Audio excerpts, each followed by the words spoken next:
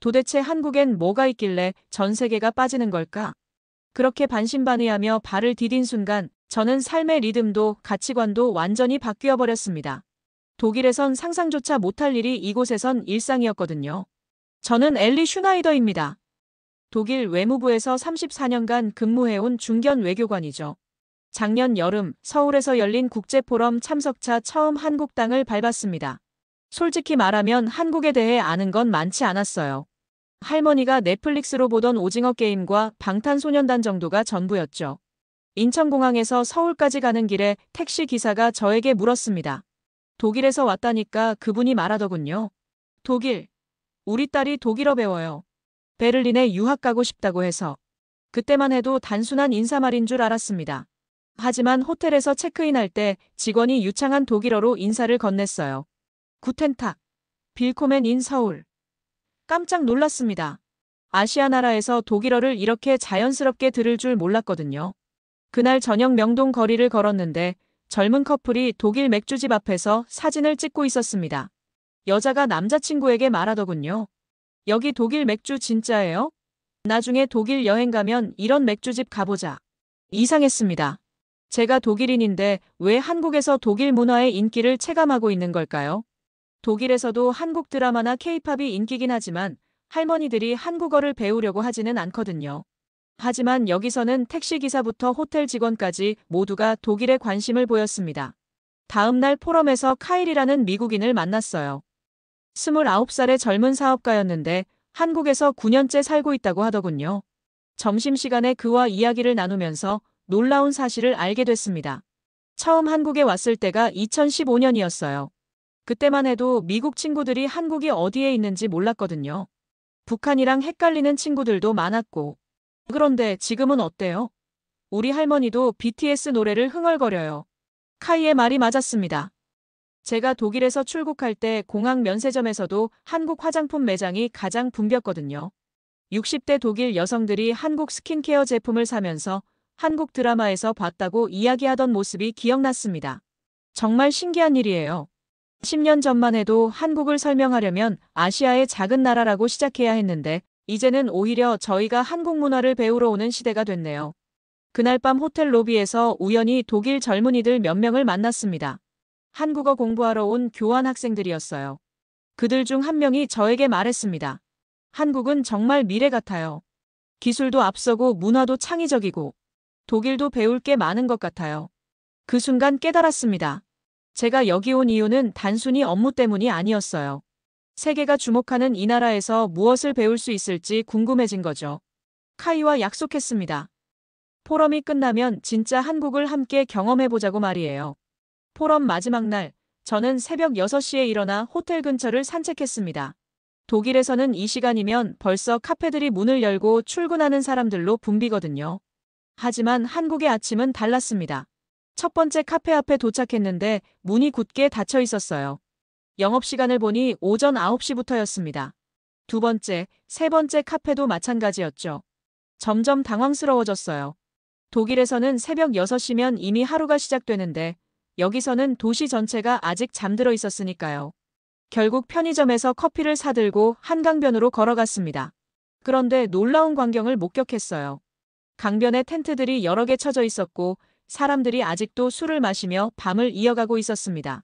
독일에서는 상상할 수 없는 풍경이었죠. 오전 10시쯤 카이와 만났는데 제가 겪은 일을 이야기하니 그가 웃으며 말하더군요. 맞아요. 처음에는 저도 정말 당황했어요. 미국에서는 아침 6시면 스타벅스가 문을 열잖아요. 그런데 여기서는 밤 12시에 문 닫는 카페를 찾기가 더 어려워요. 카이가 설명해주니 이해가 됐습니다. 한국은 야행성 사회라는 거죠. 사람들이 저녁 늦게까지 일하고 밤늦게까지 친구들과 시간을 보내니까. 아침에 일찍 문을 여는 가게가 별로 없다는 얘기였어요. 그럼 한국 사람들은 언제 커피를 마시나요? 오후에요. 점심 먹고 나서부터 밤까지가 진짜 한국의 시간이에요. 독일이나 미국처럼 아침형 사회가 아니라 완전히 다른 리듬으로 살아가는 거죠. 그날 저녁 카이와 함께 홍대에 갔습니다. 밤 10시가 넘었는데도 거리는 아직 하루가 시작된 것처럼 활기찼어요. 카페들이 문을 열고 사람들이 삼삼오오 모여서 맥주를 마시며 이야기를 나누고 있었습니다. 이상해요. 독일에서는 밤 10시면 거의 모든 상점이 문을 닫는데 여기서는 지금부터 시작인 것 같아요. 카이가 고개를 끄덕였습니다. 맞아요. 한국은 밤에 살아나는 나라예요.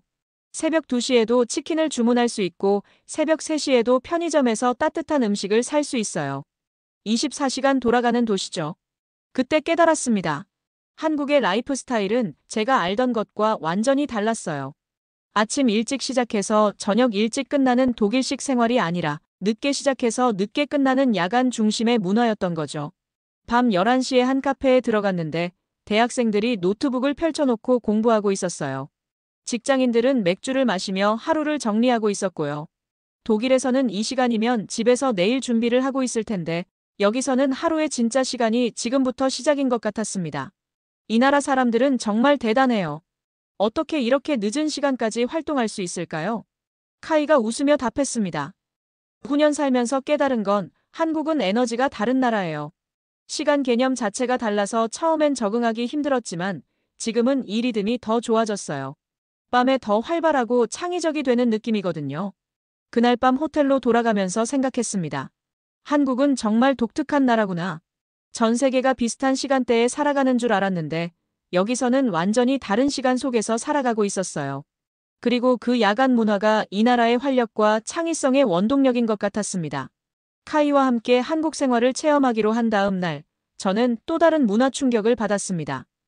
독일에서 키우던 제 반려견 맥스는 골든 리트리버인데 한국에 와서 애견 관련 시설들을 둘러보니 완전히 다른 세계였어요.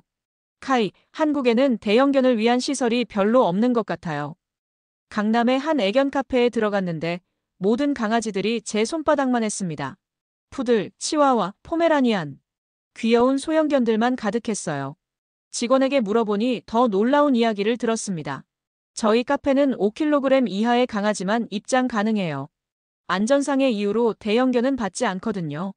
독일에서는 상상할 수 없는 일이었습니다. 독일 애견 카페라면 대형견이 더 환영받거든요. 저는 당황해서 카이에게 물었어요. 여기서는 왜 작은 강아지들만 선호하나요? 카이가 설명해 주었습니다. 한국은 아파트 문화잖아요. 독일처럼 마당이 있는 집이 많지 않으니까 작고 관리하기 쉬운 강아지를 선호하는 거죠. 그리고 한국 사람들은 귀여움을 정말 중요하게 생각해요. 그 말이 맞았습니다. 거리를 걸어다니면서 만난 강아지들을 보니 대부분 소형견이었고 모두 예쁘게 옷을 입고 있었어요. 독일에서는 강아지가 기능적인 동반자라면 한국에서는 패션 액세서리에 가까운 느낌이었습니다. 그런데 신기한 건 이렇게 작은 강아지들도 정말 행복해 보여요. 펫샵에서 만난 강아지 용품들을 보니 더욱 놀랐습니다. 강아지용 신발, 레인코트, 심지어 선글라스까지 있었어요. 독일에서는 강아지가 추위를 견디도록 튼튼하게 키우는데 여기서는 사람처럼 보호하고 꾸미는 것에 집중하고 있었습니다. 애견 유치원을 방문했을 때는 정말 충격적이었어요. 강아지들이 각자 작은 침대에서 낮잠을 자고 전문 교사가 놀이 시간을 관리하고 있었습니다. 독일에서는 강아지를 넓은 들판에서 자유롭게 뛰어놀게 하는데 여기서는 마치 인간 아이들처럼 체계적으로 관리하고 있었어요. 한국 사람들은 반려동물을 정말 가족처럼 생각하는구나. 그날 저녁 한강공원을 걸으면서 더 많은 것을 배웠습니다. 산책하는 사람들 대부분이 소형견과 함께 왔는데 강아지들이 모두 예쁜 옷을 입고 있었어요. 어떤 치와와는 분홍색 원피스를 입고 있었고 포메라니아는 체크무늬 재킷을 입고 있었습니다. 저기 봐요. 저 강아지 신발도 신고 있어요. 카이가 웃으며 말했습니다. 한국에서는 강아지도 패션을 해요. 계절마다 옷을 바꿔 입고 미용실에서 헤어스타일도 바꾸죠. 미국보다 훨씬 더 정성스럽게 키워요. 한 애견 미용실 앞을 지나가는데 작은 푸들이 드라이어로 털을 말리고 있었습니다. 미용사가 정말 세심하게 털어놓을 한 올을 다듬고 있었어요. 독일에서는 강아지 목욕도 집에서 대충 시키는데 여기서는 전문가가 스파 서비스를 제공하고 있었습니다. 한국의 반려동물 문화는 정말 독특해요.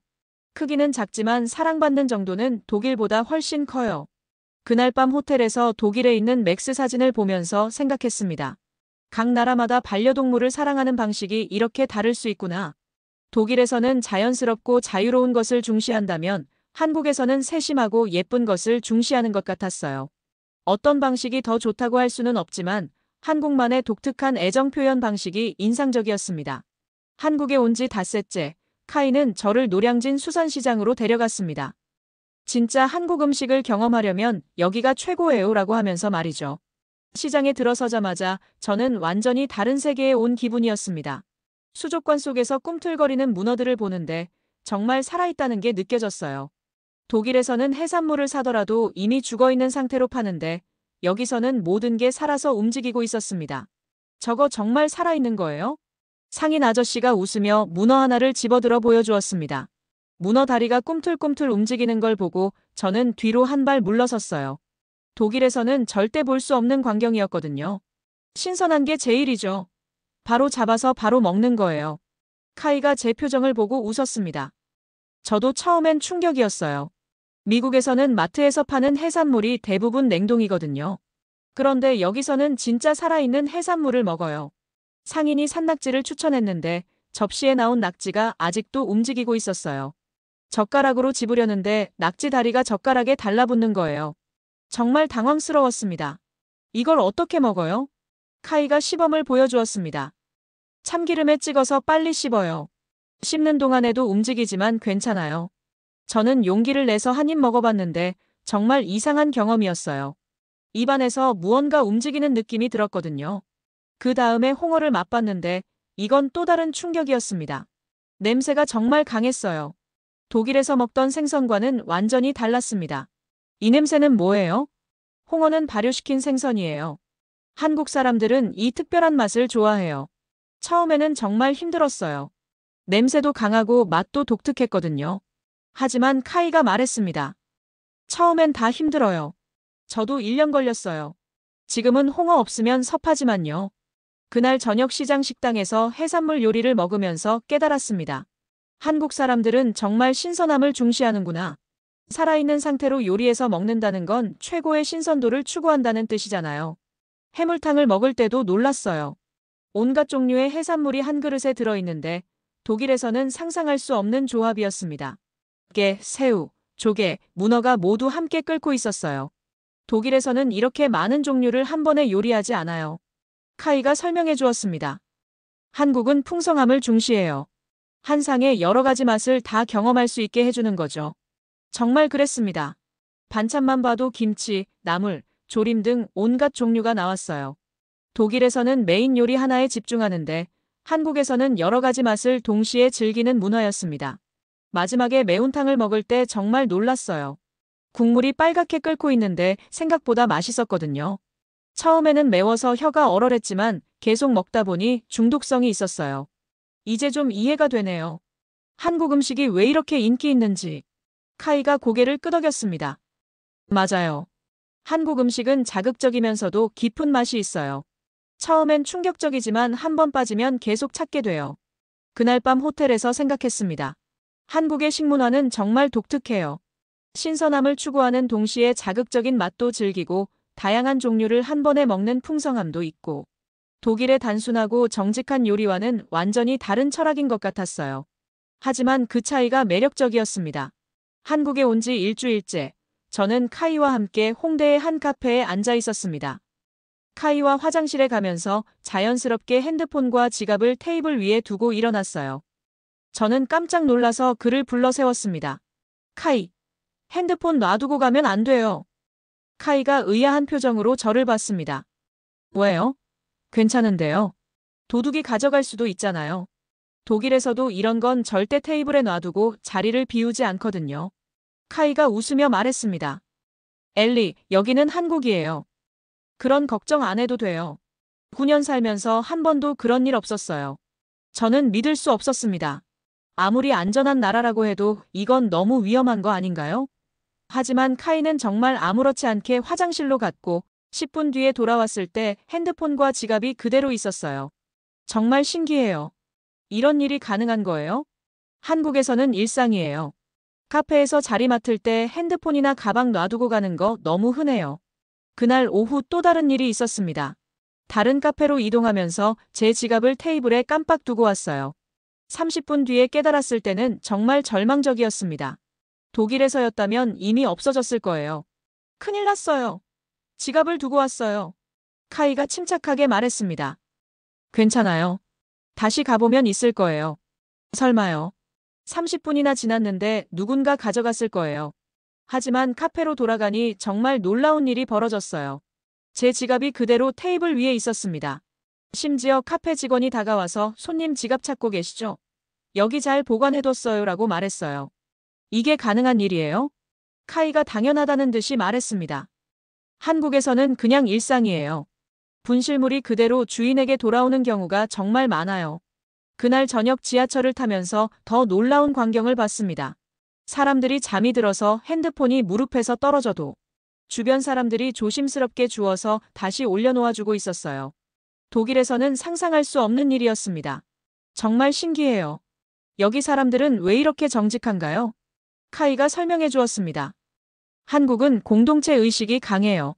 남의 물건을 함부로 가져가는 것을 정말 부끄러운 일로 생각하거든요.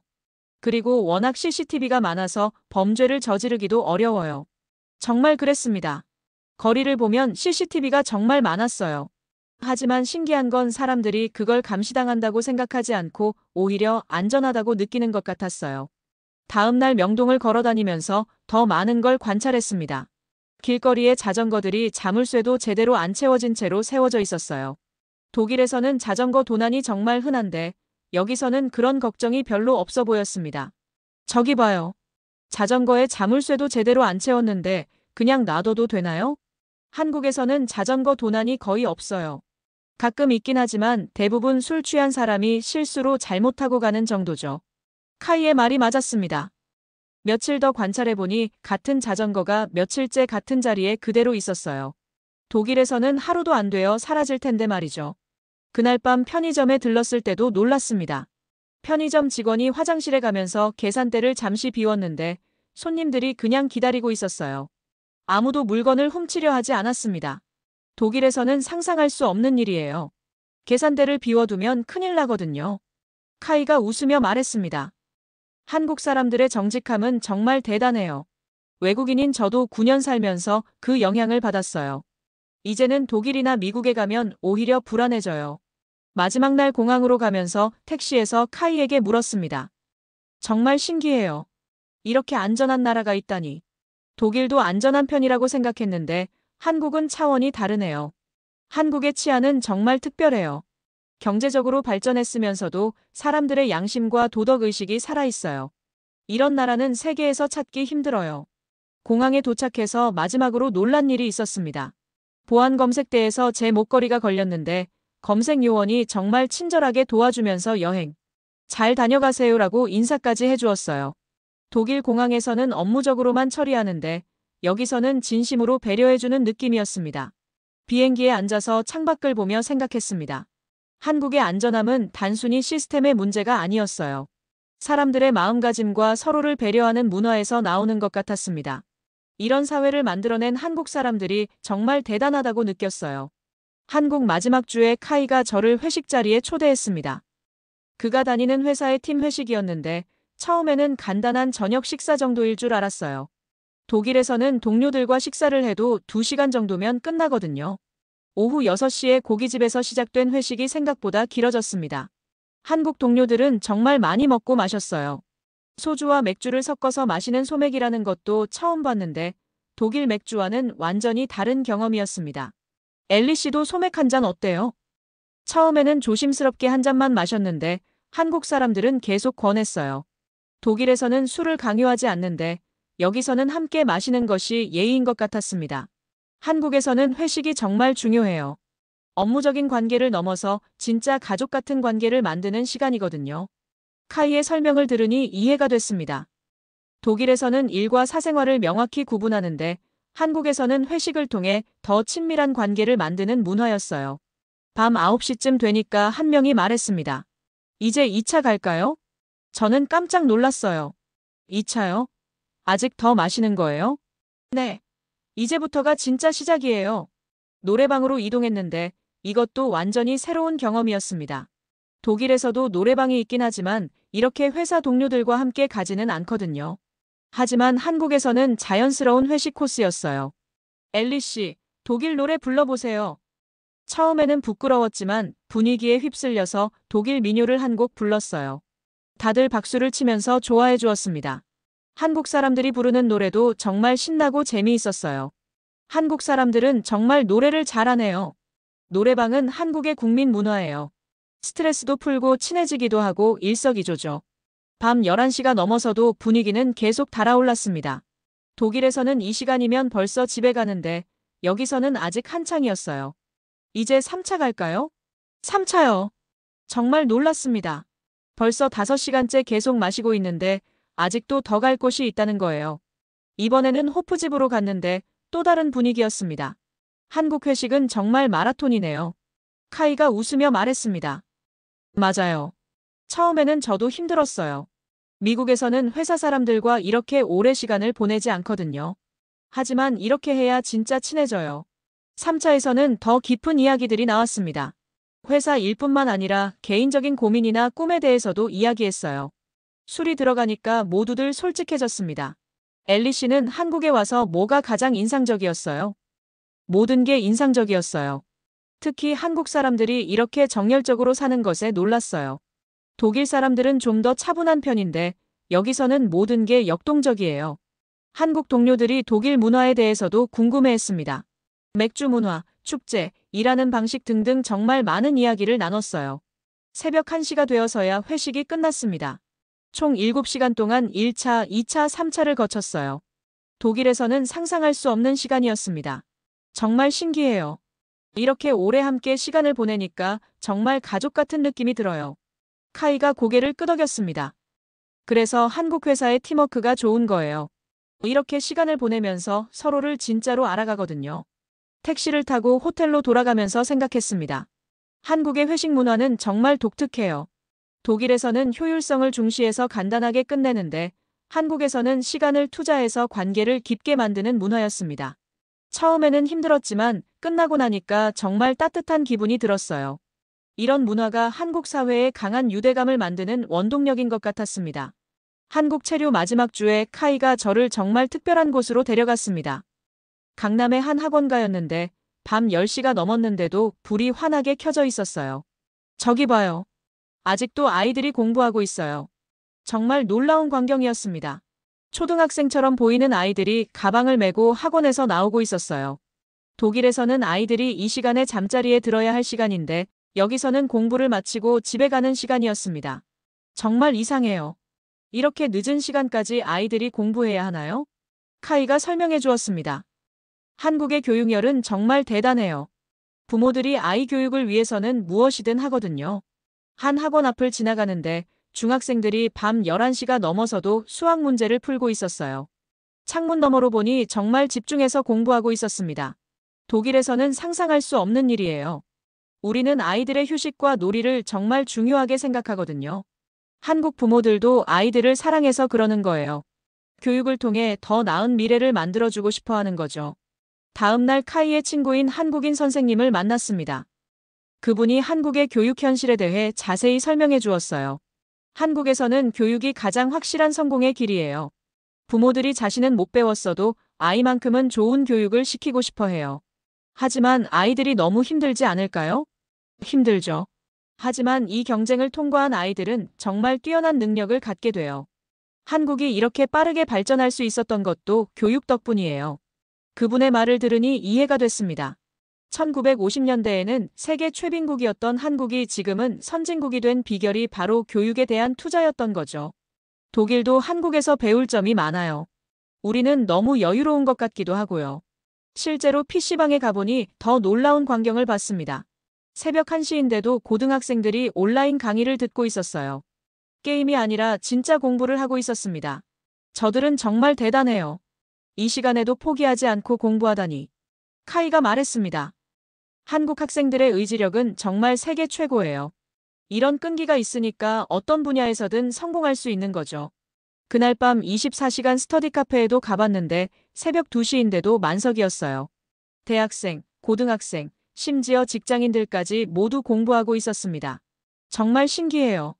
독일에서는 밤늦게 공부하는 건 효율적이지 않다고 생각하는데 여기서는 시간과 장소를 가리지 않고 공부하네요. 한국 사람들에게는 노력이 최고의 가치예요. 재능이 부족해도 노력으로 극복할 수 있다고 믿거든요. 마지막 날 한 어머니와 이야기할 기회가 있었습니다. 초등학교 4학년 아들을 키우고 있다고 했는데 그 아이의 하루 일정을 들어보니 정말 놀라웠어요. 오전에는 학교, 오후에는 수학학원, 저녁에는 영어학원, 밤에는 과학학원을 다녀요. 힘들지 않을까요? 처음에는 저도 걱정했어요. 하지만 아이가 적응하더라고요. 지금은 오히려 새로운 것을 배우는 걸 즐거워해요. 그 어머니의 말을 들으니 생각이 바뀌었습니다. 한국의 교육열이 단순히 아이들을 혹사시키는 게 아니라 아이들의 잠재력을 최대한 끌어내는 방식일 수도 있겠다는 생각이 들었어요. 한국 아이들은 정말 강해요. 이런 환경에서 자란 아이들이 세계 어디서든 성공할 수 있을 것 같아요. 카이가 고개를 끄덕였습니다. 맞아요. 한국의 교육 시스템은 분명 문제도 있지만 아이들의 가능성을 믿고 끝까지 밀어주는 문화는 정말 배울만해요. 독일로 돌아가는 비행기에서 생각했습니다. 한국의 교육 문화는 정말 독특했어요. 독일의 여유로운 교육과는 완전히 다른 접근 방식이었지만 그 결과로 만들어진 한국인들의 끈기와 열정은 정말 인상적이었습니다. 어떤 방식이 더 좋다고 할 수는 없지만 한국만의 특별한 가치관이 느껴졌어요. 독일로 돌아가는 날 아침, 카이와 마지막 아침 식사를 함께 했습니다. 인천공항 근처의 작은 식당에서 된장찌개와 백반을 먹으며 지난 2주간을 돌아봤어요. 정말 믿을 수 없는 시간이었어요. 한국에서 배운 게 너무 많아요. 카이가 웃으며 말했습니다. 저도 엘리와 함께 한국을 다시 보게 되어서 좋았어요. 외국인의 시선으로 보니까 제가 놓치고 있던 것들이 많이 보였거든요. 지난 2주 동안 정말 많은 것을 경험했습니다. 야간 문화, 소형견 중심의 반려동물 문화, 살아있는 해산물 요리, 놀라운 치안, 긴 회식 문화, 그리고 새벽까지 이어지는 교육열까지. 모든 게 독일과는 달랐어요. 가장 인상적이었던 건 뭐예요? 한국 사람들의 배려였어요. 서로를 생각하는 마음이 정말 따뜻했어요. 지갑을 잃어버렸을 때 그대로 돌려받았던 일, 회식에서 저를 가족처럼 대해주었던 일, 모든 게 감동적이었어요. 정말 그랬습니다. 한국에서 만난 사람들은 모두 저를 외국인이라고 차별하지 않고 정말 친근하게 대해주었어요. 독일에서는 외국인들이 적응하기까지 시간이 걸리는데 한국에서는 처음부터 따뜻하게 맞아주었습니다. 카이는 9년 동안 한국에서 살면서 가장 좋았던 점이 뭐예요? 한국의 속도감이에요. 모든 게 빠르게 변하고 발전해요. 9년 전과 지금이 완전히 다른 나라 같아요. 새로운 것에 대한 열린 마음, 도전 정신, 그런 것들이 정말 매력적이에요. 공항으로 가는 길에 마지막으로 한강을 지나갔습니다. 아직 아침 일찍인데도 조깅하는 사람들, 자전거 타는 사람들로 가득했어요. 한국 사람들의 활력이 느껴졌습니다. 한국에서 가장 놀란 건 24시간 돌아가는 사회였어요. 언제든지 필요한 걸 할 수 있고 언제든지 도움을 받을 수 있는 시스템이 정말 놀라웠어요. 맞아요. 편의점, 배달, 대중교통 모든 게 24시간 돌아가죠. 이런 인프라는 다른 나라에서 찾기 힘들어요. 공항에 도착해서 체크인을 하면서 생각했습니다. 한국은 정말 독특한 나라였어요.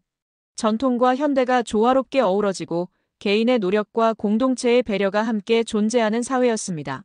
독일로 돌아가서 사람들에게 한국 이야기를 많이 해야겠어요. 특히 한국의 치안과 사람들의 친절함에 대해서요. 카이가 말했습니다. 엘리가 한국의 좋은 홍보대사가 되어주세요. 한국을 제대로 알리는 것도 중요하거든요. 출국 게이트를 지나면서 마지막으로 한국 직원과 인사를 나눴습니다.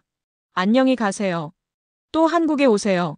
라는 인사가 정말 따뜻하게 들렸어요. 비행기에 앉아서 창밖을 보니 서울의 야경이 보였습니다. 수많은 불빛들이 반짝이고 있었어요. 저 불빛 하나하나가 열심히 살아가는 한국 사람들의 삶이겠구나 싶었습니다. 독일에 도착해서 동료들에게 한국 이야기를 했더니 모두들 놀라워했어요. 정말 그런 나라가 있어? 지갑을 두고 와도 그대로 있다고? 새벽까지 공부한다고? 하지만 저는 확신할 수 있었습니다. 한국은 정말 특별한 나라라고. 사람들의 따뜻함, 안전한 사회, 끊임없는 발전 의지, 이 모든 것이 조화를 이룬 나라라고 말이에요. 몇 달 후 카이에게서 메시지가 왔습니다. 엘리, 한국이 그리워요. 언제든지 다시 오세요. 한국은 항상 변화하고 있으니까 올 때마다 새로운 모습을 보여줄 거예요. 저도 답장을 보냈습니다. 꼭 다시 갈게요. 한국에서 배운 것들을 독일에서도 실천해 보려고 해요. 특히 사람들을 배려하는 마음과 끝까지 포기하지 않는 정신을 말이에요. 오늘 이야기는 여기까지입니다. 오늘 이야기가 재미있으셨다면 좋아요와 구독 부탁드립니다. 더 재밌고 감동적인 이야기로 다시 찾아오겠습니다. 감사합니다.